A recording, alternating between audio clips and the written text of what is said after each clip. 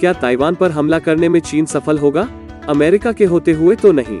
समस्या यह है कि क्या अमेरिका ताइवान की रक्षा करेगा?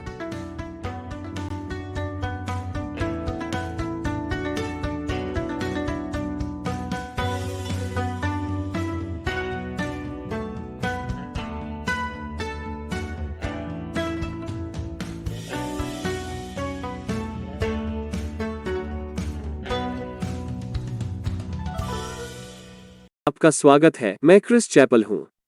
हो सकता है कि अमेरिका ने ताइवान के प्रति अपना रुख मौलिक रूप से बदल दिया हो। चीनी कम्युनिस्ट पार्टी ताइवान को जीतना चाहती है। चीन ताइवान के पीछे इस तरह तड़प रहा है जैसे यह एक टीन रोम-कॉम था। रुको, क्या मैंने टीन रोम-कॉम कहा? मेरा मतलब स्लेशर फिल्म था। इसी हफ्ते चीन ने सैन्य अभ्यास से ताइवान के स्वतंत्र लोकतंत्र को फिर से परेशान किया। लगभग 2 वर्षों से चीन ने ताइवान के पास सैन्य विमानों और जहाजों का एक नॉन-स्टॉप बैराज भेजा है। यह अब तक का सबसे आक्रामक खेल है। मैं तुम्हें छू नहीं रहा, मैं तुम्हें छू नहीं रहा। अमेरिका की प्रतिक्रिया क्या रही है? सामरिक अस्पष्टता। Strategic ambiguity means that while the U.S. provides military equipment and some military training to Taiwan, it's never said explicitly whether it would or would not come to Taiwan's defense if it were attacked by China. क्या बहादुर प्रतिबद्धता है, प्रतिबद्ध नहीं होना? और राष्ट्रपति Joe Biden से ज्यादा अस्पष्ट कोई नहीं रहा है। लेकिन क्या वो रणनीतिक है? यहाँ वो पिछले साल के अंत में CNN टाउन हॉल में है। China just tested a hypersonic missile. What will you do to keep up with them militarily, and can you vow to protect Taiwan? Yes and yes. है, यह बहुत स्पष्ट लगता है। वास्तव में यह अमेरिकी ताइवान नीति के दशकों में एक बड़े बदलाव की तरह लग रहा था। क्या उसका वास्तव में मतलब था?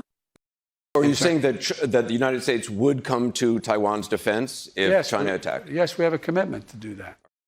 लेकिन यहीं पर मास्टर रणनीतिकार अपना ऊनो रिवर्स कार्ड खेलता है, क्योंकि व्हाइट हाउस ने यह कहा था। There has been no shift. The president was not announcing any change in our policy, nor has he made a decision to change our policy. There is no change in our policy. चौंका देने वाला। चीन को डरना चाहिए। राष्ट्रपति Biden ने भ्रम का इस्तेमाल किया। यह बहुत प्रभावी है। अरे नहीं, उसने अपनी उलझन में खुद को भी चोट पहुंचाए। नवंबर में बिडेन ने कहा ताइवान स्वतंत्र है, यह अपने फैसले खुद लेता है। मैं देख रहा हूं कि ताइवान बेयोसे को सुन रहा है। क्या वो बयान असंदिग्ध था? मुश्किल से। यहाँ वो उस प्रेस कार्यक्रम के तुरंत बाद हैं।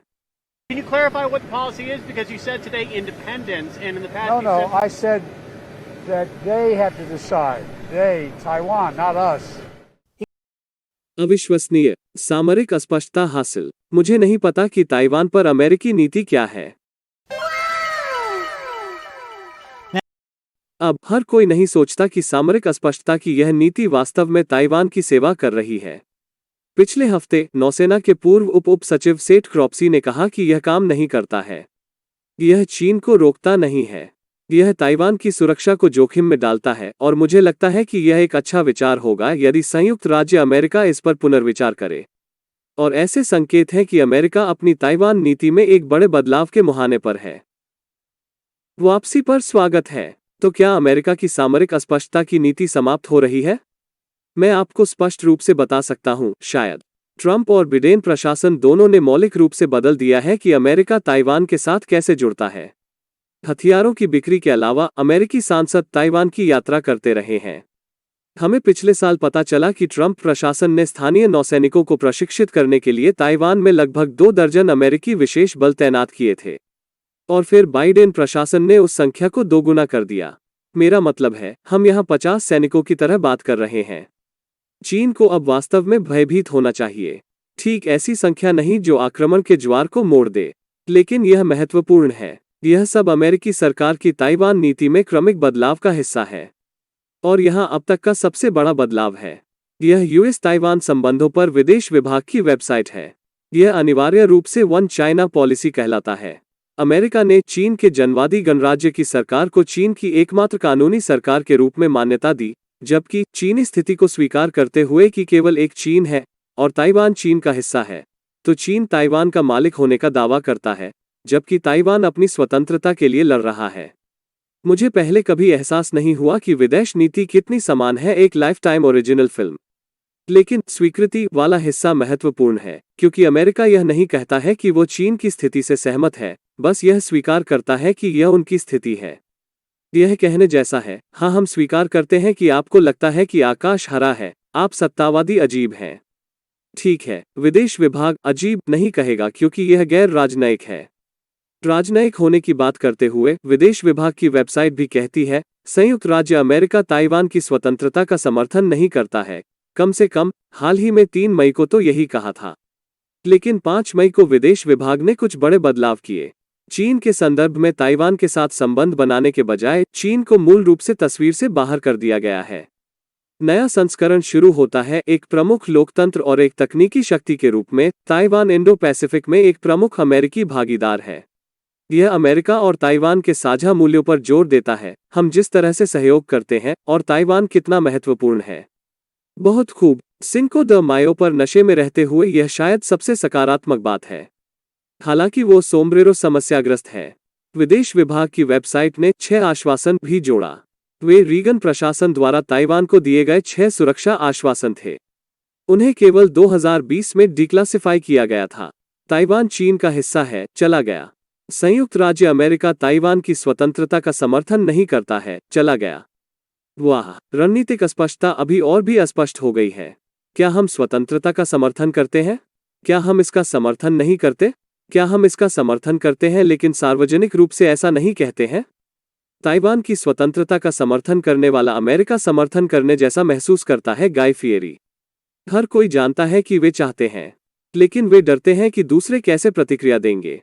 #FreeFlavorTown। अब यह स्पष्ट नहीं है कि इनमें से कोई भी वेबसाइट परिवर्तन ताइवान के प्रति अमेरिकी नीति में वास्तविक परिवर्तन को दर्शाता है या नहीं।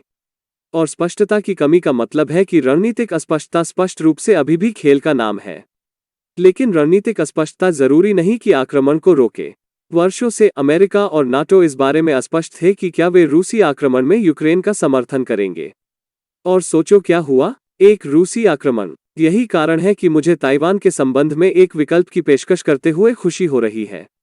अगर चीन हमला करता है तो ताइवान को अपनी रक्षा करने में मदद करना भूल जाइए। मैं कहता हूं, हम जाओ प्रीमेप्टिव स्ट्राइक बेबी। आइए ताइवान को मुख्य भूमि चीन पर आक्रमण करने में मदद करें। इतनी कम संख्या में हमलावरों के साथ चीन इसे कभी आते नहीं देखेगा। इसे आप एक बड़ा ब्रेन मूव कहते हैं। और उस तरह का उच्च स्तरीय चीन विश्लेषण आप जैसे दर्शकों की बदौलत ही संभव है। YouTube अभी भी हमारे साथ गंदा खेल कर रहा है, इसलिए शो को जारी रखने और अपने कर्मचारियों को भुगतान करने के लिए हमारे बजट का सबसे बड़ा हिस्सा चाइना अनसेंसर्ड 50 सेंट आर्मी से आता है, जो प्रशंसक क्राउड फंडिंग वेबसाइट पेट्रियन पर प्रति एपिसोड $1 के रूप में कम योगदान करते हैं, या स्थानीय लोगों पर हमारा विशेष सोशल मीडिया प्लेटफॉर्म। धन्यवाद के रूप में मैं एक एपिसोड के अंत में आपके प्रश्नों का उत्तर दूंगा। आज का सवाल पेट्रियन पर डेरल लिप्सकॉम से आया है। क्रिस, नफरत, विभाजन और भय आज दुनिया के प्रमुख चालक हैं। प्रेम, समावेशिता और सुरक्षा को बस के नीचे फेंक दिया गया है। हम इस पर कैसे आए? हमारी आंखें खोलने में आपकी भूमिका के लिए धन्यवाद। खैर, यह एक बहुत ही दिलचस्प सवाल है डेरल। मुझे लगता है कि इसका बहुत कुछ पारंपरिक मूल्यों और संस्कृति को खारिज करने वाले लोगों के साथ है। मुझे पता है कि कुछ लोगों के लिए सुझाव काफी उत्तेजक हो सकता है, तो मुझे समझाएं। सदियों से आपके पास दार्शनिक रूसो जैसे लोग हैं, उदाहरण के लिए, यह तर्क देते हुए कि सभ्यता ने सब कुछ गड़बड़ कर दिया है। वो मानवता अपनी प्राकृतिक अवस्था में सभ्यता की किसी भी बाधा से मुक्त, सबसे खुशहाल, सबसे पूर्ण, सबसे प्यारी होगी। लेकिन समाज अपने सभी नियमों और मानकों के साथ, विशेष रूप से धर्म और निजी संपत्ति में, हमें रोकता है। वो आदमी बेवकूफ था। कार्ल मार्क्स और उनके कम्युनिस्ट घोषणा पत्र के साथ उनके विचार अपने अंतिम रूप में पहुंचे। अब मुझे यकीन है कि आपने यह तर्क सुना होगा कि जब भी कोई कम्युनिस्ट देश कूड़ेदान की आग बन जाता है, यह वास्तविक साम्यवाद नहीं था, जो हर बार होता है। यह किसी भी समय की तरह है जब मैं बास्केटबॉल का पिकअप गेम हार जाता हूं और कहता हूं, ठीक है, मैं वास्तव में कोशिश नहीं कर रहा था, जो हर बार होता है। खैर, मुझे लगता है कि लेनिन द्वारा इसका सबसे अच्छा वर्णन किया गया था। नहीं, वास्तव में जॉन लेनिन। अपने गाने इमेजिन में, लेनिन ने स्वयं इमेजिन को वस्तुतः कम्युनिस्ट घोषणा पत्र के रूप में वर्णित किया, और यह है। कल्पना एक खूबसूरत यूटोपिया के बारे में है जहां हर कोई सद्भाव में रहता है। इसे कौन पसंद नहीं करेगा? लेकिन आप इस अद्भुत स्वप्नलोक को कैसे पूरा करते हैं? खैर, आपको किसी भी देश की कल्पना नहीं करनी है। कोई संपत्ति नहीं, कोई धर्म नहीं, और इसकी कल्पना करने वाला व्यक्ति इससे गंदा धनी हो गया। सच्चा साम्यवाद। अब कुछ लोग सोच सकते हैं, अच्छा मैं अपने धर्म को छोड़ने के बजाय मर जाऊंगा, और साम्यवाद के तहत इसे व्यवस्थित किया जा सकता है। जैसा कि मार्क्स ने कहा था, कम्युनिस्ट अपने विचारों और उद्देश्यों को छुपाने का तिरस्कार करते हैं। वे खुले तौर पर घोषणा करते हैं कि सभी मौजूदा सामाजिक परिस्थितियों को जबरन उखाड़ फेंकने से ही उनका लक्ष्य प्राप्त किया जा सकता है। जी हाँ, इमेजिन में वर्णित यूटोपिया का तरीका यह है कि इस दमनकारी समाज को संचालित करने वाली हर चीज को पूरी तरह से नष्ट कर दिया जाए। परिवार, धर्म, निजी संपत्ति, यह सब जाना है। और अगर लोग विरोध करते हैं तो आपको उनके खिलाफ संघर्ष करना होगा, है ना? वे यूटोपिया को रोक रहे हैं, और यूटोपिया के नाम पर आप कोई भी अत्याचार कर सकते हैं। लेकिन जब तुम सभ्यता को पूरी तरह से जला दोगे तो सोचो क्या? आपको यूटोपिया नहीं मिलता, आपको मैड मैक्स मिलता है। जैसे जॉन लेनन का सुंदर गीत यूटोपिया की तरह ध्वनि कैसे हो सकता है, लेकिन अंत में आपको योको ओनो की चीख सुनाई देती है। इसलिए स्वतंत्र होने के नाम पर लोग जीवन के उन पारंपरिक तरीकों को नष्ट कर देते हैं जिन्होंने वास्तव में मानवता को फलने फूलने दिया है। तो संक्षेप में मैं अपने एक पसंदीदा दार्शनिक के शब्दों को उद्धृत करूंगा, अगर बहुत सारे लोग एक दूसरे से प्यार करते हैं तो दुनिया एक बेहतर जगह होगी। आपके प्रश्न और आपके समर्थन के लिए धन्यवाद, डेरल। और अगर आप चाइना अनसेंसर्ड 50 सेंट आर्मी में शामिल होना चाहते हैं और कम्युनिज्म के खिलाफ लड़ने में हमारी मदद करना चाहते हैं तो patreon.com/China Uncensored पर जाएं। इसमें केवल $1 प्रति एपिसोड जितना ही कम खर्च होता है। एक बार फिर मैं क्रिस चैपल हूं, अगली बार मिलते हैं।